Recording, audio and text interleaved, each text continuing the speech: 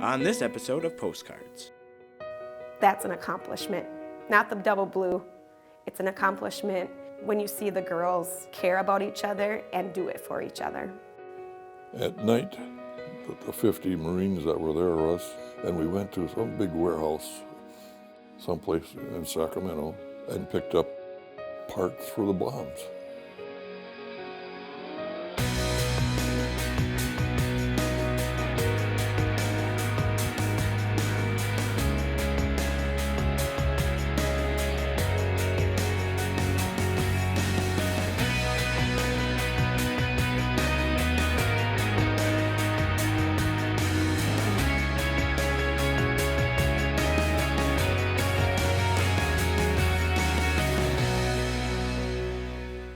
Postcards is made possible by the Minnesota Arts and Cultural Heritage Fund and the citizens of Minnesota. Additional support provided by Margaret A. Cargill Philanthropies, Mark and Margaret Yakel-Julien on behalf of Shalom Hill Farms, a retreat and conference center in a prairie setting near Windham, Minnesota, on the web at shalomhillfarm.org. Alexandria, Minnesota, a year-round destination with hundreds of lakes, trails, and attractions for memorable vacations and events. More information at explorealex.com.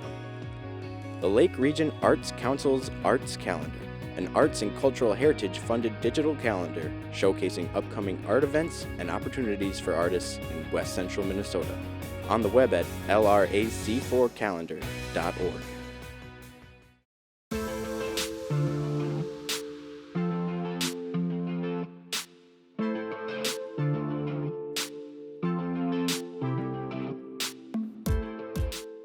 I am a captain of the Shadows Dance team with Lydia Offit, and Lydia and I met when I was a 7th grader and she was an 8th grader when I decided to join the team. And Lydia and I have a really special bond, and I love dancing with her and leading our team. She's my best friend, and I couldn't do it with anyone else.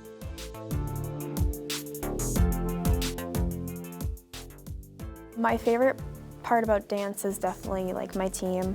I've never been on a team like this, you know. I feel like I have like 24 other sisters, and like I can talk to all of them, and I have such a good relationship with all of them, and like my coaches are like my second moms. It's just a bond we have like no other team I've ever been on. It's just so amazing, and it just makes me want to keep dancing.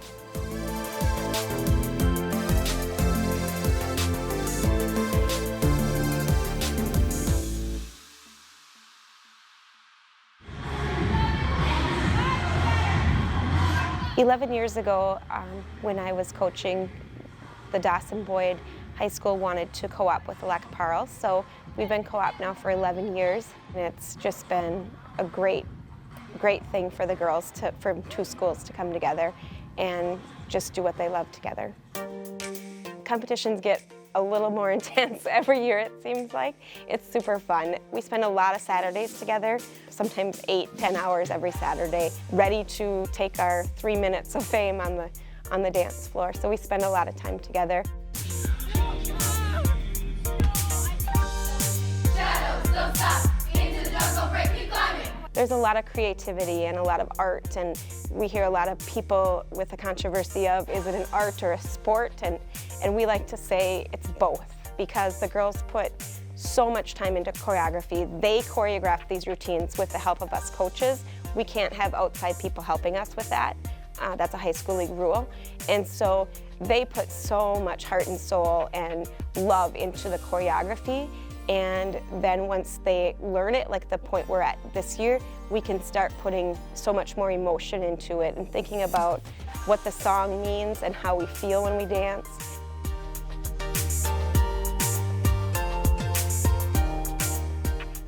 This group is pretty amazing. The sophomores and the juniors started together in 7th and 8th grade, and their goal that year was to make it to state. And they accomplished it. The next year, their goal was to make it to state finals.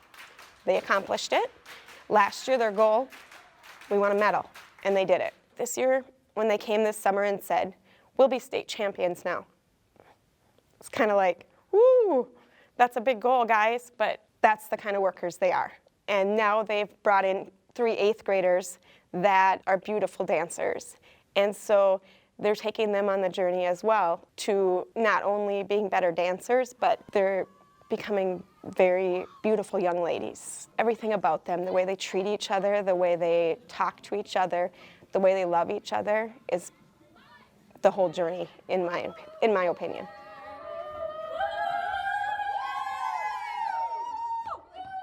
This year going into competition season, I feel really excited. I know that this team has worked really, really hard the past, I don't even know, 4 or 5 years, and even before that. Going into competitions is just the most fun part because we all get to show everyone how hard we've worked, and it all ends up paying off in the end.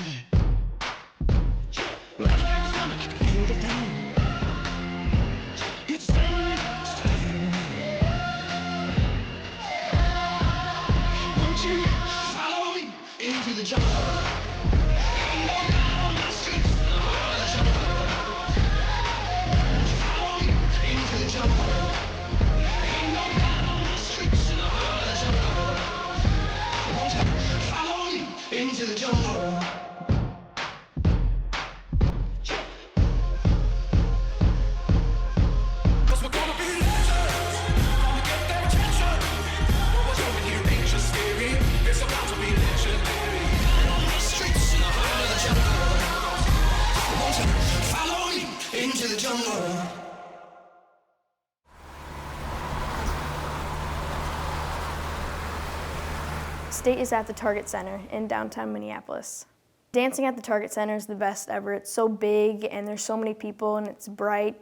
And when you're out on the floor, you can't really see all the people, but you can see the bright lights on you, and it's kind of just like it's just you and your teammates and your coaches, and that's it.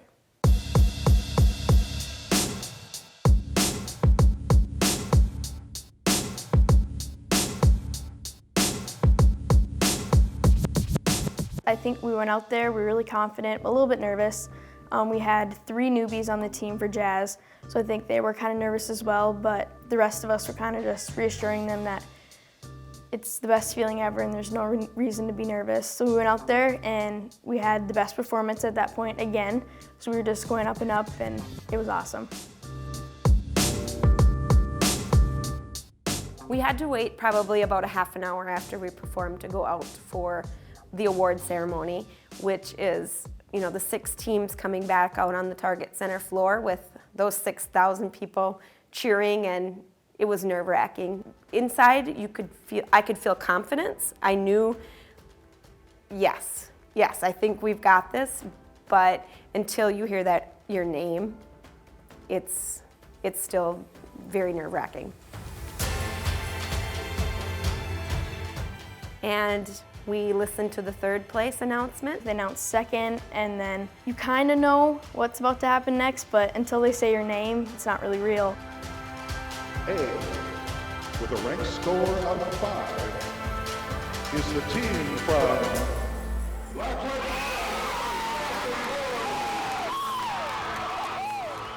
It was like 17 years of coaching in that one moment. It was amazing. The rank of 5, that means all 5 judges that were left us in 1st place, and 5 is the best you can score at the state tournament. To hear that 2 days in a row was a cherry on top because that means every judge believed we were in 1st place, and that's pretty awesome. Oh my gosh, our name being announced first, I don't think there's a feeling like that in the world. Definitely all of the years of hard work leading up to this point. It's so awesome, and I don't think I can explain, even in words, how awesome it felt. Not many people do that and win double blue. From the beginning, from last year, we were striving to go double blue, so.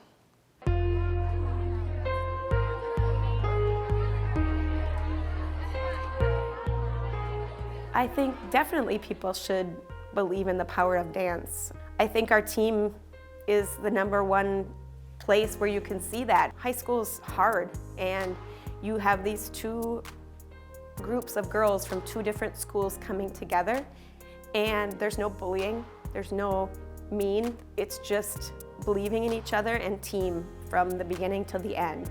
There's no competition, there's no stats in the newspaper and things like that. When these 2 groups of girls can come together and hang up all of their problems outside of the gym and come together and just feel love and feel the music and be together, that's an accomplishment.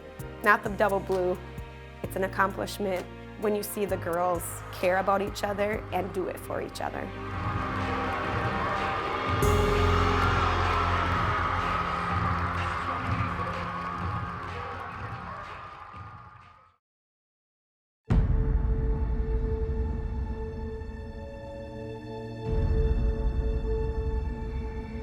Just about right away, just a matter of seconds, we were allowed to stand up and turn around and watch it. The mushroom was starting to go up. Most beautiful thing I've ever seen, but at the same time, the most horrible.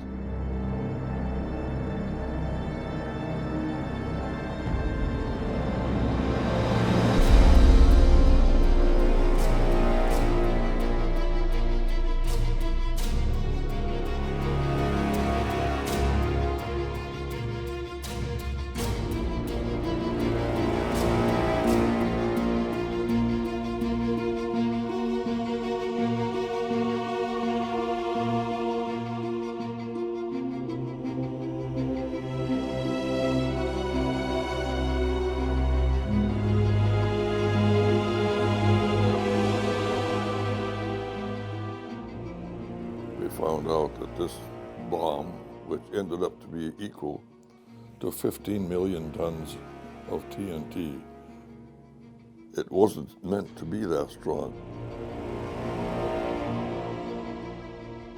As turned out, it is the strongest and largest nuclear device that the United States has ever set off.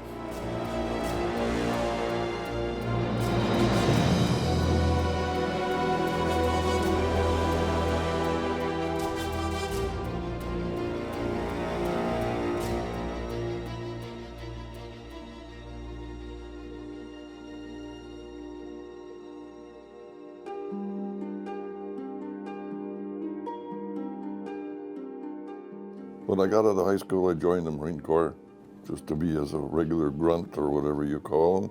After I got out of the boot camp, I went into combat training for just about a month and a half. Well, then I was transferred to what they call the C School at the Marine Corps Recruit Depot in San Diego. And while there, I was interviewed by 2 men who I later found out were, one was from the FBI and the other one was from the U.S. Naval Intelligence. I didn't volunteer for anything, but they just asked a bunch of questions, my background, wanted references. After about 6 months, I got transferred and assigned to the USS Curtis.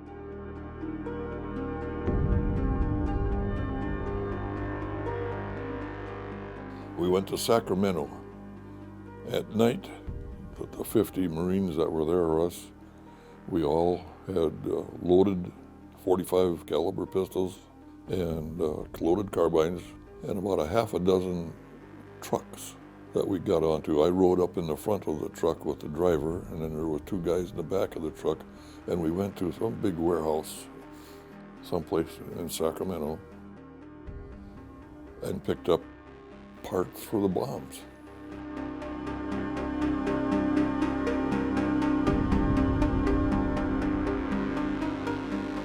After we were at sea for a day or 2, that was when I found out that we were all on our way to the Marshall Islands, Eniwetok and Bikini Atoll, to do nuclear testing.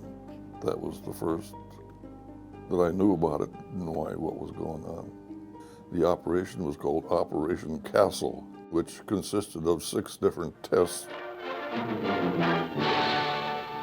Operation Castle, the 5th in a series of tests at the Pacific Proving Grounds. Another accumulation of men, of machines, another meeting of ships and aircraft and troops. Here was the best of physics, of metallurgy, of electronics. Where I did most of my job or part of the ship that was called the pyro locker, where they kept radioactive material. It had a big thick door, just like a vault, and you was told not to stand within 2 feet of the door. And if I stood 3 feet away, well, I fell overboard because it was that close. I found a wooden lead pencil at the dinner table, and I took it and I wrote my name on that one bomb. So I had my name on it. What it looked like was you have these propane tanks behind homes. It was shaped like that, but it was probably, I'm gonna say 20, 30 feet long, 7, 8, 9 feet high, and that big around. That was it was a cylinder, just like these propane tanks. The first nuclear device they set off was Test Bravo. Those of us who had the clearance got to go up on deck. Officers and your scientists all had glasses for the initial explosion. The rest of us sat on deck with our backs to the explosion, with our caps over our eyes, and covered our eyes with our arms, because they said it was going to be real bright. Well, it was bright. I could see the bones in my arms through my cap and with my eyes closed. It was like when you were kids and you'd take a flashlight and hold it under your finger. The heat got so bad that I thought I was going to burn the back of my neck. The tremendous yield resulted in a serious fallout situation at Bikini and certain other atolls downwind from ground zero. Even so, the winds were within the area of acceptable fallout. And after 5 minutes, 10 minutes, I forget now, all at once, it was raining on us, not rain like dust and stuff. And it was mist and water and sand from the explosion, radioactive. So we were standing there in that for a couple minutes, probably more. And then we were all ordered below deck to get, because it was radioactive, and we were locked below deck for 3 to 4 days while they washed the ship down with water out of the bay where the explosion was. So the water they were washing it down to get rid of the radioactive was radioactive. And it was hot. It was 100 degrees there every day. They'd open up the ventilation and draw air in from the outside, which was radioactive. We showered in radioactive water. We drank radioactive water.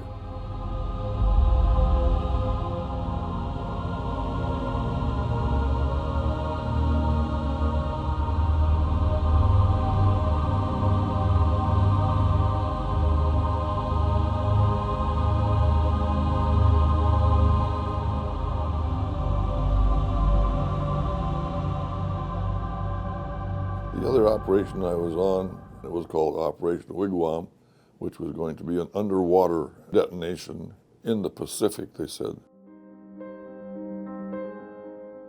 Distance, I don't know how far it was, but there wasn't any land to be seen. But there was other ships. The USS Curtis, which I was on, was the command ship again.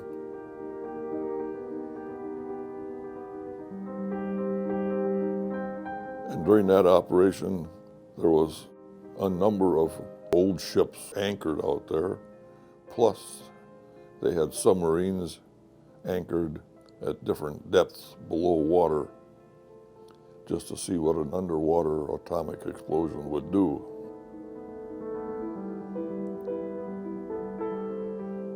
The bomb was anchored so many feet below water, not on the floor of the ocean. And the initial blast off, the water went up like a geyser, just like Old Faithful. It probably went up about 1,500 feet. And then the explosion, of course, setting off in the middle of the ocean. The other one went down and bounced off of the floor of the ocean. That came up. So it was two different, like geysers at two different times. Ended up to be a 30 kiloton bomb. And Hawaii reported like an earthquake being set off out in the ocean, and so did San Francisco.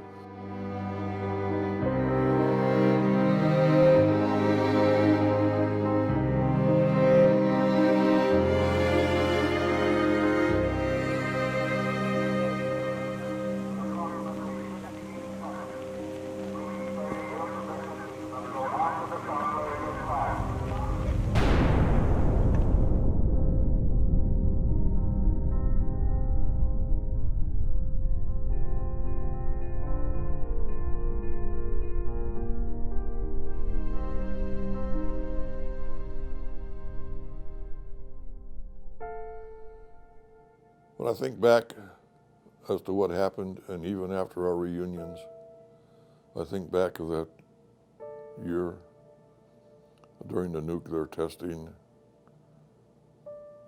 being 19, maybe 20, you didn't realize what you were seeing.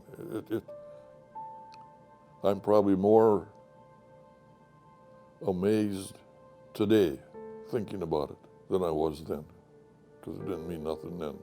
I didn't care if Russia had one. You were 19 years old, then you didn't care. You did your job.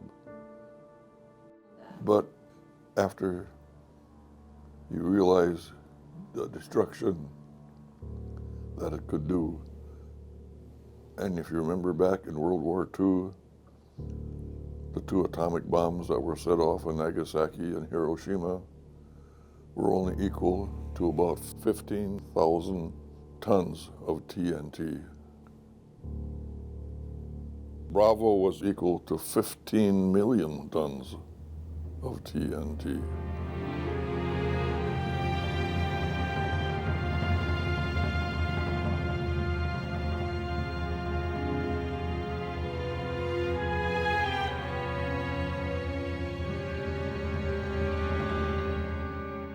The world is going to blow itself up. Somebody's going to push the wrong button. You got to retaliate. Next one retaliates. The world is done. It'll come. It is such a big explosion, it can smash in buildings and knock signboards over and break windows all over town. But if you duck and cover like Bert, you will be much safer. Remember what to do, friends. Now tell me right out loud. What are you supposed to do when you see the flash?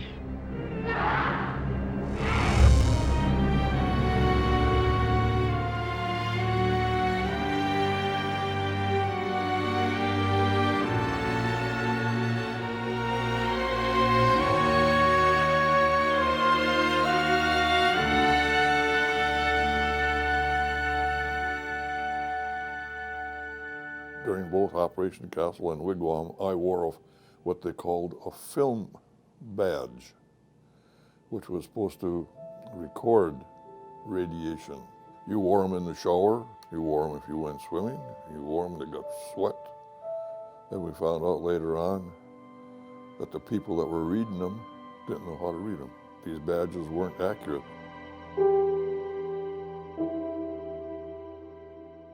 Out of the approximately 50 people that were with me, at least 80–90% of them got one time of cancer. And a number of them have also traced it down to their children. That don't make me cry. I cry a lot when I think about the guys.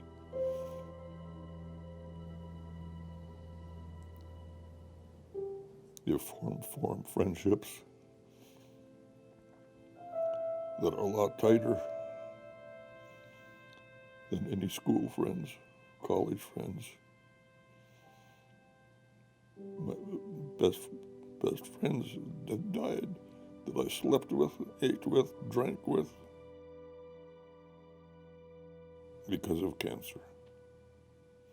Why in the hell I'm still here, I don't know.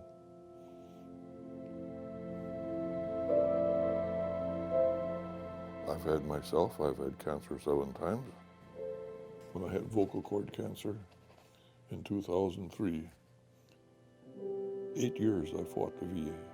Everything in the throat, the esophagus, the lungs, airways, everything is covered except the vocal cord. Of course, I've fought it. I've fought the VA for, well, I'm still fighting it.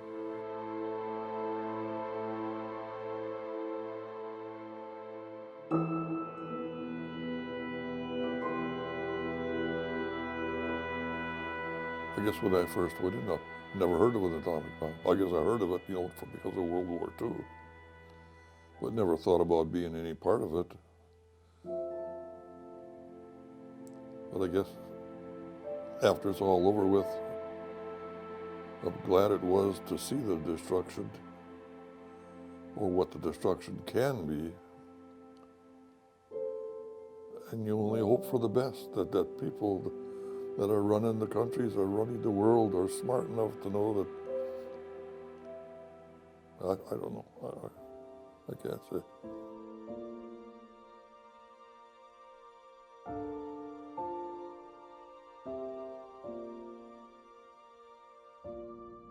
Coming from rural Minnesota, on a farm, feeding pigs and horses and cows, and all once you're witnessing destruction like that, it wakes you up. It wakes you up big time. Not at that time, but as the years go by, you realize you maybe gain a little common sense. And all you can do is hope other people do too.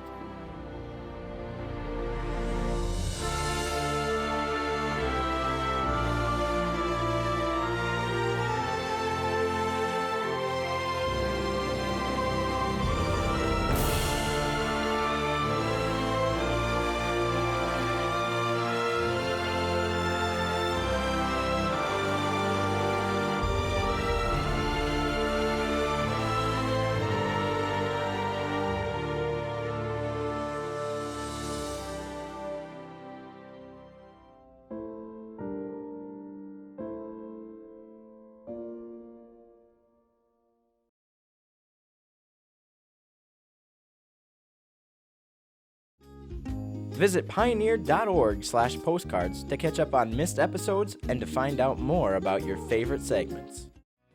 Postcards is made possible by the Minnesota Arts and Cultural Heritage Fund and the citizens of Minnesota.